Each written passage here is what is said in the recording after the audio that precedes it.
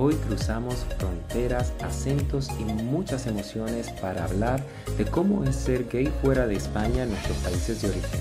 Porque ser gay no se vive igual en todas partes, a veces es una celebración, otras una lucha constante. Soy Pablo Malavé, esto es El Coro Habla, el podcast del Coro de Hombres Gays de Madrid.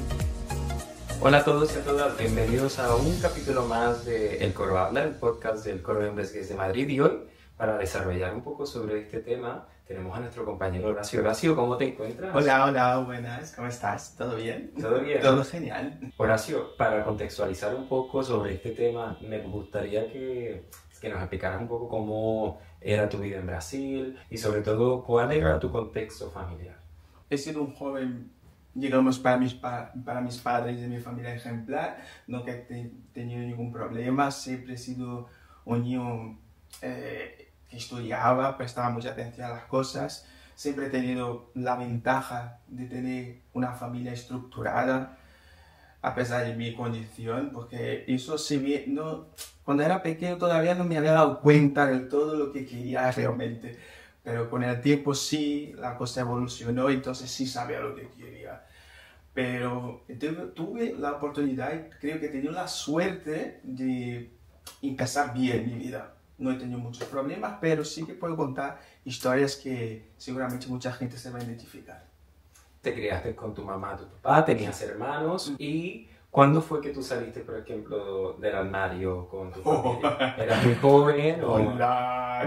No. Yo salí del armario cuando ya estaba en España, ya había pasado unos cuantos años. Es que eso lo llevé muy dentro, la verdad, lo llevé muy dentro, la cuestión de salir del armario, y solo lo pude hacer una vez. Llegué a España y con mi actual pareja, es que no ha sido mucho, hace 7 años que publiqué una foto en mis redes sociales, y ahí cuando realmente dije, soy lo que soy.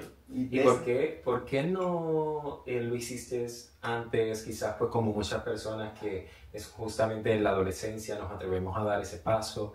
¿Era el contexto social que vivías en Brasil que te desanimaba a dar ese paso? Yo creo que tú has dado la clave. Es que Brasil, como sabemos, Latinoamérica es un país muy machista, es un país que tiene una religión muy fuerte y la gente tiene unas creencias muy fuertes. Entonces creo que a raíz de eso y también de cómo te doctrinan, para decirlo de alguna forma, cómo te enseñan, cómo tiene que ser la vida, te inculcan las cosas en la cabeza que tú tienes que ser de una forma, entonces es muy difícil al final abrirse a los demás. Y yo era una persona, un chico muy reservado a mis cosas, porque yo siempre creí que si tú das una información a alguien va a utilizar esa información contra ti. Entonces, principalmente sobre la cuestión de la homosexualidad, yo creo que eso era muy peligroso en aquel tiempo. Brasil era muy complicado, tenía muchas complicaciones y de verdad tenía que ir como si fuera pisando en huevos para hablar sobre el tema. ¿Y en tu infancia recuerdas la palabra maricón? ¿La escuchaste en algún momento en Brasil y sabías lo que significaba? En Brasil la palabra sería o bicha o viado. En portugués es viado o bicha, para representar el maricón. De pequeño se utiliza, como en todos los países, se utiliza el maricón como insulto para cualquier cosa, sea homosexual o no. Tú estás diciendo, maricón, o sea que es una cosa que la gente lo hace tan normal. Es algo que todavía en España, por ejemplo, también se dice mucho y se dice de forma coloquial, y hasta las propias personas que nos rodean lo dicen de forma coloquial y natural, ¿no? Exactamente. Ya muy interiorizado. Exactamente, y eso era una de las cosas que quería decir, porque en mi familia, como tenía muchos primos, cuando jugábamos y hacíamos cualquier cosa, si uno se enfadaba, tú eres bicha, tú eres maricón, ¿sabes? Como una cosa de que estamos jugando y utilizar eso como jerga, como una palabra normal. ¿Y tú sabías lo que significaba cuando era pequeño? Sí, yo sabía lo que era, por supuesto sabía lo que era. Posiblemente me afectaba porque yo todavía me estaba descubriendo, la verdad. Por ser pequeño no me había totalmente descubierto, por decir, florecido de alguna forma para hacerme ver. Eso soy yo y eso me hace daño, pero es que Hasta entonces no, le hablaba normal. ¿Te lo llegaron a decir como insulto en el colegio o en los amigos del barrio, etcétera? He tenido la suerte que no, pero tuve historias que sí. Por ejemplo, mi primer novio, por decir así, sí que sufrió mucho bullying en el colegio, pues tenía un poco de pluma y todas estas cosas, entonces la gente señalaba, hablaba mal, despectivo y todas estas cosas, sí, se señalaba. Entonces eso sí, lo viví un poco con él. Y estamos hablando de que en el caso de Brasil también es uno de los países en Latinoamérica que más se registra violencia en la actualidad, incluso hacia el colectivo LGTBI. ¿Alguna vez vistes o escuchaste sobre un caso de violencia hacia el colectivo LGTBI?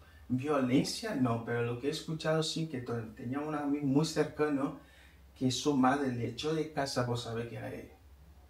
Entonces, su madre es una persona que te dio la vida y de repente te echa de su casa por una condición, porque eres gay, es que no entra en la cabeza. Madre tiene que querer su hijo tal como es, pero echar a su hijo así, pues, eso me chocó muchísimo, muchísimo. Y en Brasil, ¿la actualidad del colectivo ha mejorado o tú crees que seguimos en una sociedad amparada quizás hace 20 años, ¿no? Como eran quizás las cosas, o ha mejorado con el tiempo? Como sabía que iba a hacer podcast, entonces lo que hice fue estudiar un poco sobre el tema. Entonces estoy hablando con amigos ahí de Brasil y sí que me informaron que la cosa evolucionó muchísimo. Se crearon leyes y normas y regulamentos para el colectivo, principalmente para el colectivo, porque antes era muy complicado. Voy a contar una historia rápida. Es que antes en Brasil creo que sabes que tiene una fiesta de calle muy grande. Entonces antes las personas del colectivo se reunían solo en un callejón pequeñísimo, pequeñísimo, y ahí se juntaba toda la gente. Pero Habla de los carnavales, de los ¿no? carnavales de Brasil. Entonces, hablando con amigos y conocidos de ahí, es que ahora el carnaval, que es inmenso, es enorme el circuito, se ve en todos los lados. Entonces, si se está normalizando de alguna forma, se está que la gente en carnaval sale, y entonces ya no es una cosa oculta y solo en un sitio. Entonces, se puede ver todo el año. Entonces, yo creo que eso es una evolución. Entonces, la mentalidad de la gente allí, todavía seguro que habrá gente que sigue pensando lo mismo, que no es, que tiene que ser la misma cosa de siempre, pero por lo menos las cosas están evolucionando. Ya hay matrimonios, ya hay En Brasil, por ley, sí, los gays sí, se pueden casar. se pueden casar, no sé si casar exactamente, pero están juntos, no sé cómo se llama exactamente. Un estado Sí. de un tipo matrimonio civil. Tal cual. La cuestión de también de tener hijos, que estuvo hablando un amigo mío que también es posible allí. Entonces, la cosa sí que ha evolucionado y que a mí me deja muy contento. Yo he salido totalmente con otra perspectiva de Brasil. Que en 2008, yo llegué aquí en 2008 y entonces 2008 atrás era otra cosa. Entonces ahora seguramente ha evolucionado mucho, la gente ha cambiado mucho y espero que siga así y mejor. Y Horacio, ¿por qué crees que pues hace 15 años, 20 o más, Brasil tenía este comportamiento y este pensamiento tan negativo hacia el colectivo LGTB? ¿Crees que influye los asuntos religiosos, por ejemplo? Sí, muchísimo, muchísimo, muchísimo, muchísimo. No tengo ni dudas. Una, es que yo estudié en un colegio católico. Entonces tenía sus cosas, tenía las canciones típicas para cantar y todas estas cosas. Entonces tiene mucho que ver que la religión influye muchísimo sobre cómo la gente ve la cuestión de ser gay.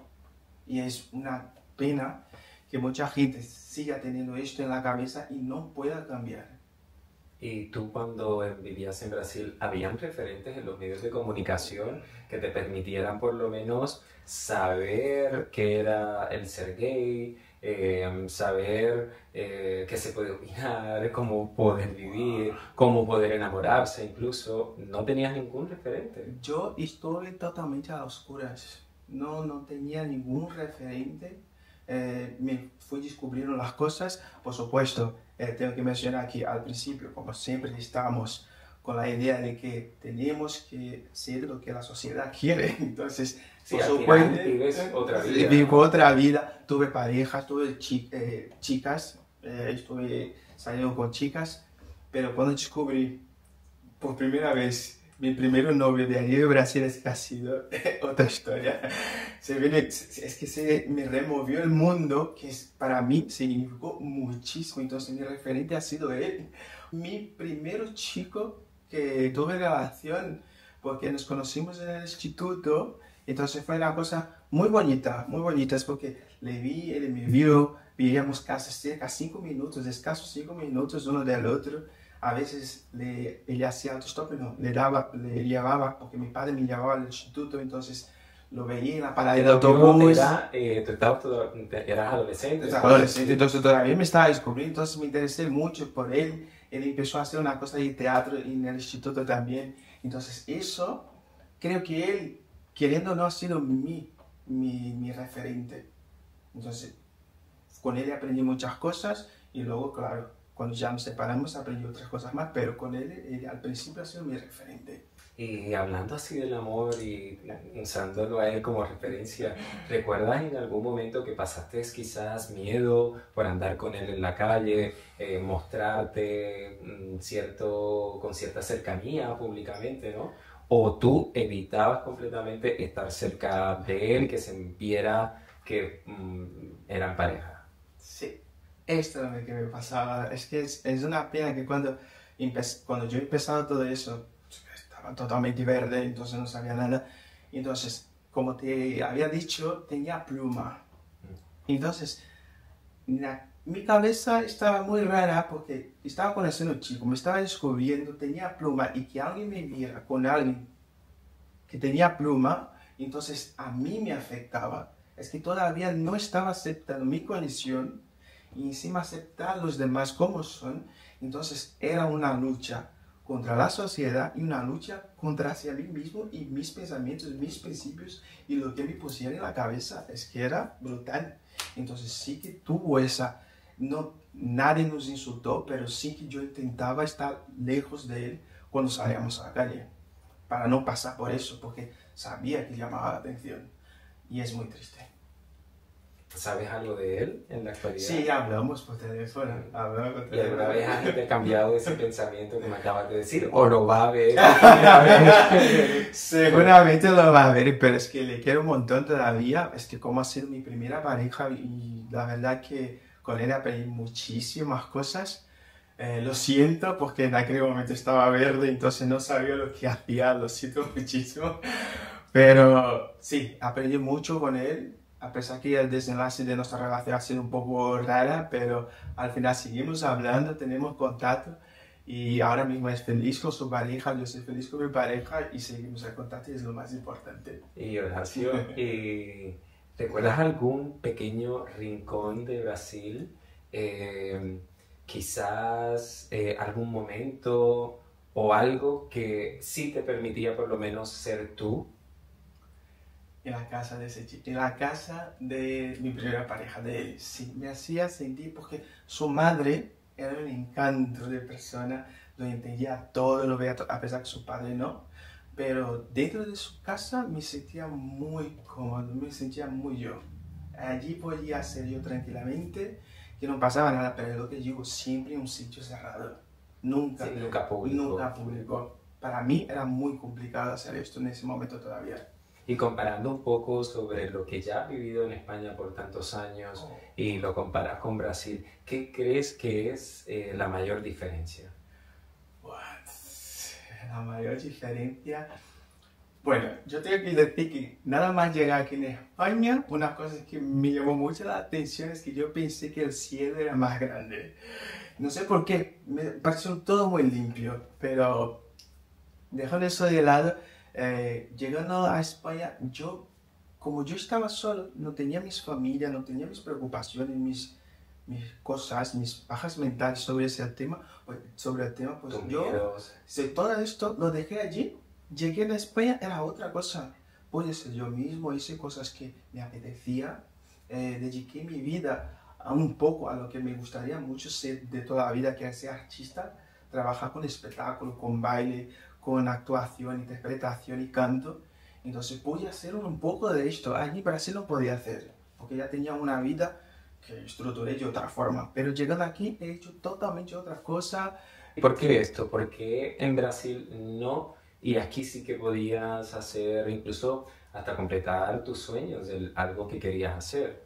Porque allí en Brasil siempre te inculca en la cabeza que tú tienes que ser una persona hecha y derecha. Es decir, te tienes que estudiar, tienes que sacar una carrera y tienes que meterse a trabajar y de ahí, y seguir. ¿Y ese tipo de actividades artísticas es muy Es machista o qué? Sí, no es que sea mal vista, es porque muchas veces la gente cree que la actividad artística no te va a dar futuro, porque va a llegar un momento que va a acabar y de que va a vivir. Y también pasa como en muchos lugares en el mundo en donde el arte es como de mariquitas o o no te ligan el arte a tu sexualidad. Como en cualquier país, Sí, si tú ves un chico que va a hacer ballet, pues... ese dicen, ah, ese es gay. Pero la cuestión es que en Brasil hay una cosa que no hay, no sé si aquí en España llega a tener, allí los chicos bailan, en Brasil, sea homosexual, gay, todos bailan y mueven la cadera, saben mover la Hemos cadera. visto hemos visto vídeos, ¿verdad? De el poder Es brasileño. que mueve la cadera y tú dices, ah, sabe bailar, por eso tiene que ser gay. Pues no, pero sabe bailar. ¿Por qué tiene Qué que- fuerte, ¿no? Que un estigma tan Absurdo. normal, y es absurdo porque el baile yo creo que no pertenece a una Exacto. orientación sexual, yo creo que es algo incluso de identidad propia porque hay culturas como las caribeñas, las latinas, en donde se baila mucho y el hombre tiene que saber bailar incluso para conquistar. Por supuesto, es que yo creo que lo mejor que puede pasar cuando tú quieres ligar a alguien es intentar seducirla con el baile. Es que para mí no tiene otra. Para mí es muy bonito. Y Horacio, ¿y has vuelto a Brasil estando en España de vacaciones para visitar a tu familia? ¿Y ahí qué pasa? ¿Vuelves otra vez a ese pequeño armario y a esa doble vida? ¿O ya has naturalizado cómo es tu vida acá y la llevas tal cual es a Brasil? Como te he dicho hace poco, hace 7 años más o menos, publiqué una foto que salía con mi pareja de ahora. Hasta entonces no he vuelto a Brasil. Entonces, antes de eso, las veces que fui a Brasil de vacaciones, sí que me retraía más.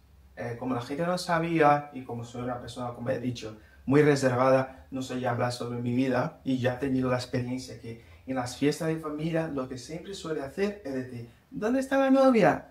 Entonces, eso También es, pasa en Brasil. claro. Fiesta de Navidad, cumpleaños. La y- tía, la abuela, todo preguntan pero- al final, ay, pues, ¿no? la novia. Sí, que de verdad es que la gente no tiene ni idea. Eso molesta muchísimo. Muchísimo, pero yo creo que molesta a todos, a los Bueno. gays y a los heterosexuales y a todos. Sí, porque la necesidad de emparejar a la gente para que, en fin. Para que tenga gente con quien pelear. Pero es que no te. Pero en fin. Así que todavía no has experimentado Todavía no he cómo experimentado. sería esta nueva sensación. No, no he experimentado, pero sí que he recibido algunos feedback, unos feedback de mi familia, unas primas me hablan, me escribían, ahora me estaba una prima, y estuve aquí con mi madre de vacaciones de verano, mi madre conoció a mi pareja, eso es una cosa de otro planeta, conoció a mi pareja, estuvo con nosotros, estuvo en nuestra casa, nos reímos, nos pasamos súper bien, entonces se Sí, ve de la forma más natural. en la forma más natural que debería ser la vida, natural, no normal, natural. Y Horacio, para terminar, ¿qué le dirías a la persona que vive en un contexto español, en donde aquí en España están los derechos LGTBI y es un país pionero en muchas de esas leyes? ¿Qué le dirías a las personas que nos están viendo y que piensan que en otras partes del mundo pues, se vive de la misma forma? Sois unos privilegiados. Eso es lo que diría, porque hay países que todavía no aceptan, hay países que condenan, y aquí en España tú puedes ser tú, por supuesto que tiene sus cositas, todavía hay que evolucionar mucho la mente de la gente tiene que pensar mucho sobre sus acciones, Porque yo creo que si yo amo a una persona del mismo sexo, yo creo que no hago daño a nadie. A nadie. Eso es una cosa mía. Y si la otra persona le hace lo mismo, no va a hacer daño a nadie. Y es lo que siempre me pregunto. ¿Por qué a la gente no le entra en la cabeza que las personas son distintas y pueden relacionarse con quien quiera y que no hace daño a nadie? Pero ¿por qué le molestan tanto? ¿Por qué dedican su energía y su tiempo y ir en contra de eso? ¿Y por qué no viven sus vidas? Deja de lado esto, deja a la gente ser feliz. Y tú puedes ser feliz sin mirar si quieres. Pero ¿por qué te tienes que meter en la vida de los demás y decidir lo que los demás tienen que hacer o no? Eso es una de las cosas que no me gusta. Si pudieras cambiar algo de Brasil sobre este tema del colectivo, ¿qué cambiarías? La mentalidad. La mentalidad. La mentalidad de todos. Como mi padre antes pensaba que yo, es que eso lo tengo que contar, que quería contar, que mi padre y mi madre siempre decían, Horacio, si tú quieres ser una persona correcta, tienes que ir con el pelo rapado, cortado. Y mi pelo es una identidad, entonces siempre he peleado con mis padres sobre eso. Entonces, si tú quieres ser lo que es, tú tienes que luchar por él independientemente de lo que los demás digan, porque solo así serás feliz. Ay, qué bonito. Horacio, no tenemos tiempo para más, pero seguramente en otro tema nos encontraremos. Sí. Así que más que bienvenido eres, y para todos vosotros que nos estáis viendo, si te ha gustado, comparte con tu amigo, con tu familia. También déjanos cualquier comentario, alguna pregunta que te podemos ayudar. Así que hasta la próxima. Chao, chao, gracias.